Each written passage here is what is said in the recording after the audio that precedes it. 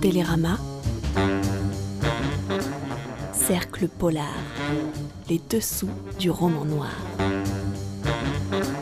Bonjour et bienvenue dans le Cercle Polar. Bonjour Christine Ferniaud. Bonjour Michel Abesca. Alors on est, je ne sais pas comment on pourrait appeler l'émission, mais c'est un côté un peu là où vivent les morts d'une certaine manière. Oui, en fait une émission, encore une fois, d'une folle gaieté. C'est du roman noir.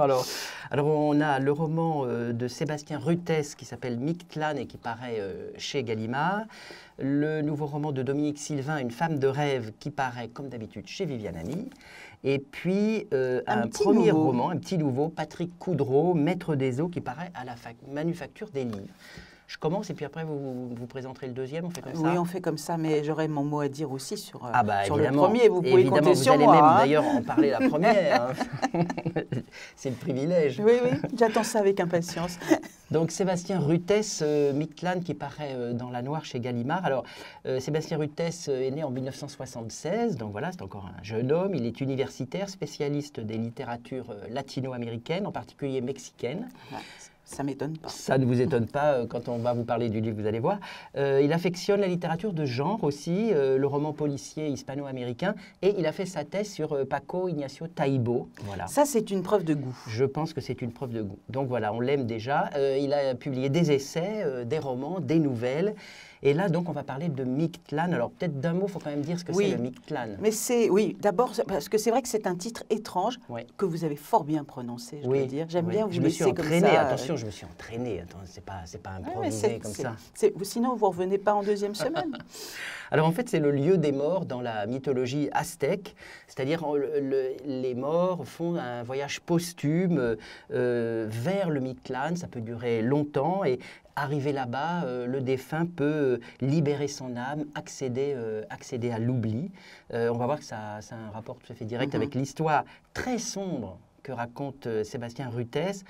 Il y a deux personnages. Ça se passe dans un pays qui n'est pas nommé, qui ressemble au Mexique quand même. Mais qui ressemble en tout cas à l'Amérique du Sud. En tous les cas, à l'Amérique du Sud. Et les personnages ne sont pas nommés non plus. Il y en a un qu'on appelle Vieux, et puis l'autre qu'on appelle Gros, et ils sont H24 au volant d'un semi-remorque frigorifique sur des routes du désert. Ils tournent en rond en fait dans le désert, et dans ce camion, à l'arrière, il y a 157 cadavres empilés. Et ils n'ont pas le droit de s'arrêter, à part pour prendre de l'essence. C'est l'ordre du gouverneur. Alors là, il n'a pas de nom non plus. Il y a le commandant, le gouverneur. Mais c'est ce qui ajoute quelque chose de très mythologique en fait à ce livre. Exactement. Et en fait, le gouverneur, ça va bientôt être le moment des élections. Il voudrait se faire réélire. Or, il s'était fait élire la première fois en disant qu'il allait améliorer la sécurité et tout. Et puis, évidemment, ce n'est pas du tout ce qui s'est passé. Donc, en fait, il faut planquer les cadavres parce qu'il continue à y avoir une criminalité absolument galopante. Et donc voilà, ils font partie de ce jeu-là et on les suit l'un et l'autre. Alors, je vous donne la parole, Christine. Qu'est-ce que vous avez pensé de ce livre? Alors, je trouve que ce livre est très troublant pour des tas de raisons. D'abord, quand on commence, il y a cette écriture d'une seule phrase où on a l'impression qu'on ne respire pas comme ces hommes ne respirent pas dans leur camion. Il faut avancer dans l'écriture et dans cette phrase unique, comme eux avancent dans leur camion sur cette route qui ne mène nulle part, où ils peuvent même, comme vous le disiez, ils pissent par la fenêtre, ils mangent, ils dorment, ils vivent dans cette espèce d'antre chaotique et cet enfermement, ce huis clos va très bien avec cette écriture qui au début on se dit mais on va pas pouvoir tenir tout un livre et en fait il a d'autres manières d'amener les choses aussi, mais ça c'est d'abord ce côté troublant et puis en fait, vous avez raconté quasiment toute l'histoire parce que c'est ce voyage sans fin, c'est le mythe d'Orphée, c'est la mort au bout ou la résurrection ou autre chose ou un autre temps. Et c'est un livre que j'ai trouvé absolument terrible, avec la volonté quand même d'être en dessous de la vérité, de la réalité, pardon. Il n'y a pas de réflexion psychologique tout est dans une action qui n'avance pas. Et c'est ce mélange-là qui est passionnant, cette écriture qui est toujours au bord du gouffre, ces hommes qui voudraient se retourner, mais qui s'ils se retournent, vont voir l'horreur de la mort, exactement comme Orphée et Eurydice. C'est d'un profond pessimisme. Moi, j'ai été très troublée par ce livre, qui est du grand roman noir et qui paraît dans la noire à juste titre, parce qu'il est impossible de le mettre dans une catégorie plutôt qu'une autre, car l'auteur lui-même n'a pas envie de s'enfermer. Le livre est déjà suffisamment enfermé comme ça. Oui, c'est ça. En fait, c'est de la très, très belle littérature, de la très grande littérature. Moi, je pense que c'est vraiment, ça joue dans la cour des grands, à l'évidence. C'est un roman qui va rester. Je trouve que c'est une magnifique réussite littéraire. Et vous l'avez dit, on est à la fois dans les fantasmes, dans les pensées de Gros d'abord, puis de Vieux.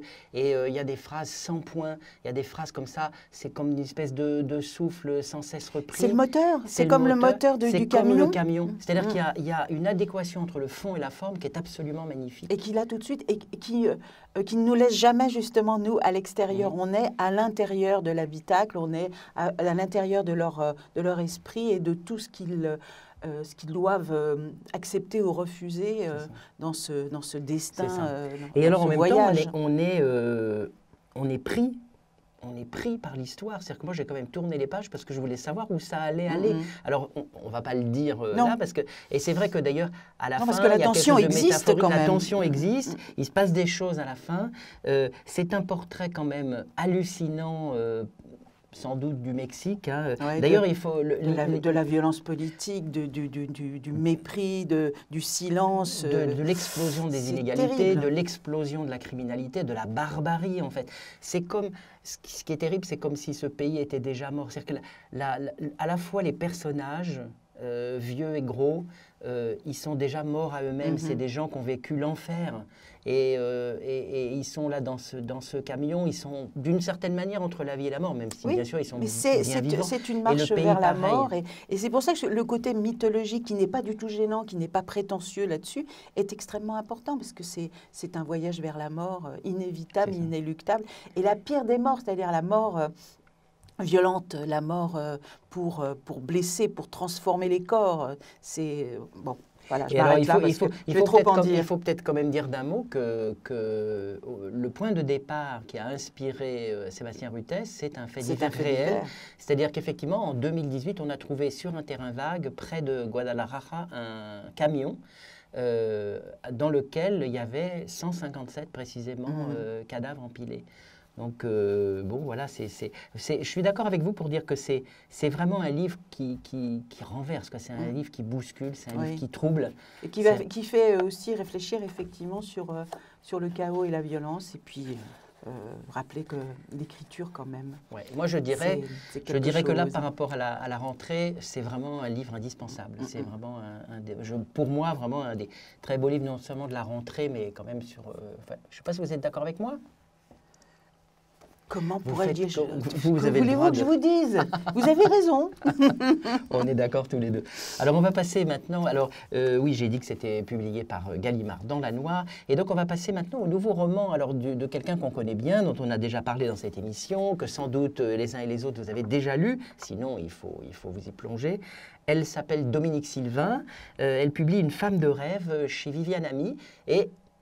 une fois encore, je trouve, elle réussit à faire quelque chose de nouveau. Mais vous en dites très vite beaucoup de choses. C'est son 18e livre. C'est vrai qu'on la connaît depuis longtemps, Dominique Sylvain. Elle a été un temps journaliste et elle a gardé comme ça cet intérêt pour l'enquête, pour aller voir un petit peu de plus près les chaos de la ville, elle aussi. Elle a commencé en 95. Elle a vécu au Japon. Alors, on ne va pas y revenir parce qu'on en a souvent parlé. Elle avait écrit il y a quelques années Kabukicho, qui était un livre qui se passait à Tokyo et on sent bien cette culture japonaise ne la quitte pas. Elle a écrit aussi des séries avec des personnages féminins comme Ingrid et Lola, où il y avait une fantaisie. Et puis, elle aime sortir comme ça des séries, des personnages récurrents pour écrire des livres unitaires en quelque sorte. Et Une femme de rêve appartient à ça. Alors, c'est drôle parce que le début de ce livre, c'est un livre avec une structure, enfin une histoire extrêmement classique. Une jeune femme qui s'appelle Adèle donne des cours d'adaptation cinématographique dans les prisons. Elle a pour élève un vieux... un énorme voyou qui a une réputation et qui n'est plus à faire. Et il y a un enlèvement, enfin, il s'évade et il l'emmène et il l'enferme dans le coffre de la voiture. Ouais. Et elle va être otage. C'est vrai qu'on a déjà vu ça. Ça, on se dit, oh bah Dominique, là vraiment, aujourd'hui, tu as cherché quelque chose de plus classique et on revient peut-être à des histoires un peu à la Ingrid et Lola. Et puis pas du tout, parce qu'il va se passer, il y a plein de personnages. Il y a ce flic, comment s'appelle-t-il déjà? Il a un nom merveilleux. Il s'appelle Schrödinger, c'est ça? Schrödinger, comme le chat qui est ni vivant ni mort. Et lui est un personnage extrêmement intéressant parce qu'il y a une fragilité chez cet homme-là, d'autant plus qu'il vient voir une de ses collègues qui a été, qui est dans un coma depuis des années. Bon, je ne vais pas rentrer dans trop de détails parce qu'il y a plein de choses. Et puis, il y a aussi des jeux d'écriture qu'elle met en place avec un personnage qui est peut-être la femme de rêve, peut-être pas, où il y a comme des parenthèses poétiques un peu mystérieuses. Est-ce qu'elle est vivante? Est-ce qu'elle est morte? Et je trouve que Dominique Sylvain, dans ce livre, montre à quel point elle peut se renouveler. Et elle peut aussi renouveler son écriture en fonction des pages et nous surprendre et prendre des risques aussi avec le genre, parce qu'elle ne quitte pas le genre, mais elle s'en amuse beaucoup et elle y joue comme avec des Rubik's Cube un peu très étonnant. Oui, parce qu'en fait, c'est vrai qu'elle part d'une situation archi-archétypale et en fait, elle va tout retourner. Parce qu'au début, quand on trouve ces séquences dont vous avez parlé, ces chapitres, d'ailleurs, il y a une autre typo. Oui, c'est très clairement différencié. C'est un autre style, donc d'ailleurs, c'est intéressant sur le plan littéraire parce qu'elle joue. Et on est avec une femme qui s'appelle l'élue, on ne sait pas pourquoi. Elle-même, d'ailleurs, ne sait pas ce qu'elle fait là, elle ne sait pas qui elle est. Il y a une espèce de ville presque fantastique, évanescente, transparente. Elle sort d'une piscine, elle rencontre des gens mais qui ne parlent pas la même langue qu'elle, etc. Et donc, on se demande, et ce qui est très intéressant, c'est que petit à petit, c'est ça en fait l'enjeu du livre. C'est-à-dire que elle a tout renversé et on est en train de, parce que cette femme, la femme de rêve, c'est peut-être une victime potentielle du tueur, du brigand qui s'est évadé. Et donc, en fait, le jeu qu'elle a complètement renversé, c'est qu'au lieu de chercher le coupable, on cherche la victime. Et ça, je trouve que c'était une idée géniale. Et elle, effectivement, à partir d'une histoire finalement très classique, elle nous oblige à nous poser des questions. Et surtout, effectivement, elle joue avec un genre littéraire qu'elle connaît par cœur, qu'elle a développé pendant 17 livres, et sur le 18e, elle décide de casser le jouet. Oui, c'est ça, exactement. Et puis alors, il y a un personnage, c'est vrai qu'il y a beaucoup de femmes, parce qu'il y a peu d'hommes, finalement, il y a le brigand, et puis il y a le flic dont vous avez parlé, qui quoi, j'aime bien. On peut dire le brigand. Oui, j'aime beaucoup ce mot. Voilà. Pardon. Le braqueur de légende. Voilà. Vous préférez que je dise mais non, les brigands, je trouve que c'est bien. Vous me dites, parce que je ne veux surtout pas non, ça va des aller. mots qui vous plaisent. Moi, je n'utiliserai pas le mot gangster, par exemple. Vous voyez, pas du tout. Parce que vous parlez en français. Non, parce qu'un brigand, c'est mieux. C'est un brigand. Bah oui, c'est ça. Ça me fait penser à Tommy Ungerer, moi, les trois brigands. Et donc, je ne sais plus du tout ce que je disais de ce fait. Il y a plus de femmes que d'hommes. Alors, il y a beaucoup de personnages. Oui, heureusement que je suis quand vous parlez. Heureusement que vous êtes là. Et il y en a un que j'ai beaucoup aimé, moi, c'est la fille. Oui, mais je n'ai pas parlé de Nico. Nico c'est un magnifique personnage formidable. Et le livre raconte, c'est lui aussi l'histoire de l'émancipation, parce qu'elle est en admiration devant son père. Elle a tout organisé, d'ailleurs, son évasion. Et elle n'aime pas trop cette histoire d'Adèle qui se retrouve dans la voiture. Non, elle ne comprend pas pourquoi il a fait une otage pour cette pauvre fille, à quoi elle va servir. Enfin, n'en disons pas trop. Non, mais en tous les cas, j'ai trouvé ce personnage vraiment, vraiment intéressant. En plus, c'est une passionnée d'écologie, etc. Et on va assister au fur et à mesure l'écriture du livre à son émancipation. Donc c'est une autre dimension Mais intéressante du peut-être bouquin. aussi que c'est une manière pour Dominique Sylvain de montrer qu'elle s'émancipe d'une certaine façon et qu'elle a quitté, qu'elle n'a plus peur. Et je trouve que pour quelqu'un qui écrit depuis longtemps, 95, ça fait quand même, ça fait 25 ans qu'elle écrit, eh bien, elle peut s'amuser, elle peut s'étonner et il y a une fraîcheur dans ce livre inattendue et intéressante. Voilà. Donc en fait, c'est un livre sur l'émancipation de Dominique Sylvain. Peut-être. Ou l'évasion de Dominique Sylvain, on peut dire ça aussi. Et qui est la Hein, femme de rêve? qui est Elle la ou femme? moi? C'est vous, la femme de rêve, bien sûr, Christine. Voilà, donc on vous conseille tous les deux la lecture de Dominique Sylvain, son 18e roman, donc Une femme de rêve qui paraît chez Viviane Ami. Et pour terminer, encore un français, c'est un spécial français en fait. Mais c'est curieux.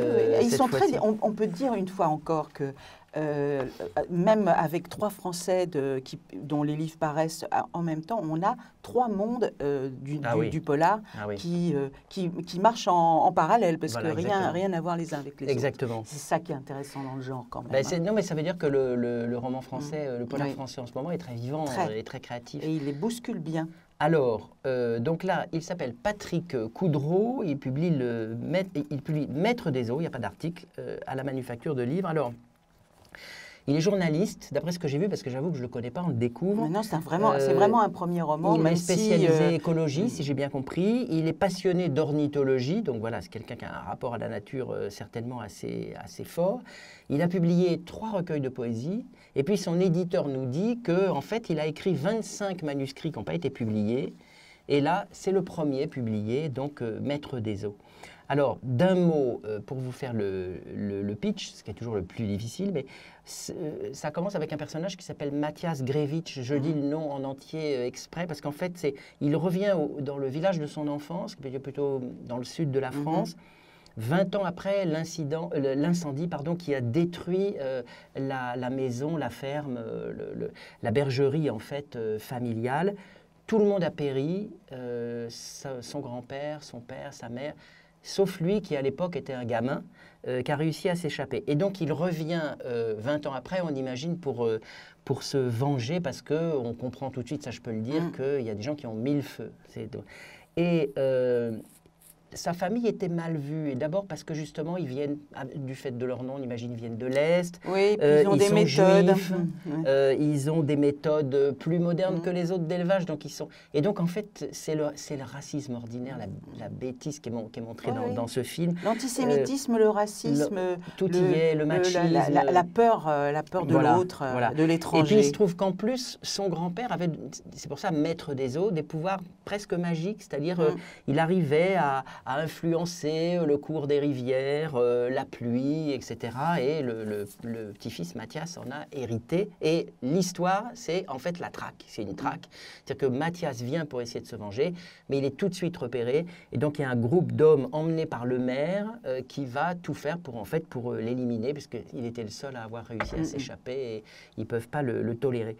Et il va être aidé par une gamine de 13 ans, une jeune ado, qui est en fait sa mère a épousé, après avoir perdu son mari, elle va épouser le maire, donc en fait elle est de l'autre camp, mais elle va aider Mathias.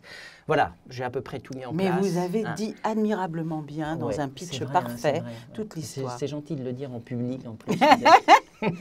Non, alors, qu'est-ce que vous avez pensé de ce livre, Christine? Alors c'est drôle parce qu'en écoutant le pitch, je me disais, mais finalement, là, cette histoire-là, c'est un peu comme avec Dominique Sylvain. C'est un point de départ extrêmement classique. Le fils qui a échappé à la mort revient quelques années plus tard pour se venger de ce village qui tout entier a été contre ces étrangers, cette peur de l'autre. Et il revient et finalement, c'est là aussi, chez Patrick Coudreau, une manière de déplacer les choses et celui qui doit se venger est celui qui est traqué, en fait. Et c'est un livre, là aussi, assez mythologique, assez utilisant des grands thèmes comme ça, de la haine de l'autre, l'enfant qui aide l'adulte, le garçon qui est obligé de s'enfermer dans une grotte particulière, et surtout ces scènes, effectivement, qui sont à la limite d'un fantastique léger auquel on croit tout à fait, où il partage les eaux en fait, et où il peut passer de l'autre côté du miroir, de l'autre côté de l'eau, et se protéger lui et protéger cette gamine. Moi, je trouve que c'est un livre qui a les défauts du premier roman, c'est-à-dire qu'il y a des moments où l'auteur se perd un petit peu dans la narration, dans sa façon de raconter l'histoire, on voit bien vers où il veut aller. Donc parfois c'est un peu, il y a des petites maladresses, mais il y a une écriture poétique qui vient sans doute du fait qu'il a écrit de la poésie et qu'il a une très belle façon de raconter la nature, de montrer la traque d'un homme, de raconter la nuit qui vient, les odeurs, les bruits et les inquiétudes qui n'apparaissent pas. Et c'est ça qui m'a plu. C'est vrai. Je suis d'accord avec vous, ça c'est très réussi. Donc j'y reviens pas, vous l'avez vraiment merveilleusement dit, Christine. Je vous remercie. C'est un bon jour. Mais j'avoue que moi, comment dire ça? Je trouve que c'est bien jusqu'aux 2 tiers. Et je trouve le 3e tiers vraiment raté. C'est-à-dire qu'il y a un moment donné, j'y ai plus du tout cru. Les scènes de violence entre Mathias et la gamine, puis bientôt les gendarmes, et la bande d'allumés là, horribles, racistes, etc., j'y ai pas cru. Je trouve que là, ça va pas. La manière dont il le raconte, ça marche pas, on n'y croit pas un instant. Et là, je trouve que le livre se perd et que malheureusement, tout ça, quand même, d'une certaine manière, tombe à plat à la fin. Et puis d'autre part, alors c'est vrai que des gens comme il les décrit, du côté des méchants, vraiment bas du front, racistes, homophobes, misogynes, tout ça, ça existe. Bon, en plus, là, c'est des criminels. Ouais, ils ont mis vraiment. un incendie, puis là, ils essayent de tuer. À mon avis, comme ils sont tout un groupe, tous pareils, là, j'ai trouvé que c'était caricatural. C'est-à-dire que, oui, moi je me suis dit quand même, ils sont tous trop au niveau de vraiment la brute primaire. Et ça aussi, ça m'a gêné. J'aurais bien aimé qu'entre eux, il y ait des nuances que de temps en temps. Vous êtes plus violent que moi. Moi, je dis que ce sont effectivement, qu'il y a des maladresses de primo-romanciers. Vous êtes carrément, vous êtes en train de sortir le fusil, là. Non, oui, comme la bande de brutes. Non, pas du tout. J'ai dit que les 2 premiers tiers sont très réussis. Et j'adhère tout à fait. Effectivement, il y a une écriture, il y a vraiment quelque chose. Il y a une poétique. J'aime beaucoup la manière dont il fait exister. Et ça, c'est très réussi. La nature, vous avez dit, le chant des oiseaux, etc. Ça marche très, très bien et c'est très beau. Et je pense qu'il y a un vrai potentiel. Je suis curieux de voir ce qu'il va faire maintenant. En fait, on est assez d'accord. C'est-à-dire que c'est un livre qui aurait pu encore être perfectionné, arriver à quelque chose de plus fin. Mais on sent que derrière, il y a tout de même un écrivain, qui a quelqu'un qui sait, il sait écrire, mais il ne sait pas encore tout à fait raconter une histoire. Oui, exactement. Donc ça s'appelle Maître des eaux de Patrick Coudreau et c'est paru à la Manufacture de Livres. Et bien voilà. Eh bien quand même, le roman noir français, le polar français va bien. Voilà. Voyez, et plein d'espoir. On va en lire plein d'autres, on ne sait pas trop encore. Oui, si français, étrangers, étrangers. Il y a beaucoup de choses qui arrivent nous, là. En fait, on ne montre aucun racisme sur la littérature noire. On montre toutes les sortes de littérature. Toutes les sortes de littérature et on a tous de les la chance pays. parce qu'en France, tout est traduit. Ce Oui. n'est pas le cas partout. On peut lire les polars du monde entier. Ça, c'est un Et vrai lisez avantage. La traduction de Dominique Sylvain. Voilà, Une femme de donc rêve. on se quitte parce qu'il faut qu'on lise d'autres livres. Oui, et puis on allons-y vous vite. laisse du temps pour lire cela. Voilà, et on vous souhaite le meilleur. À bientôt. Bye bye. Télérama.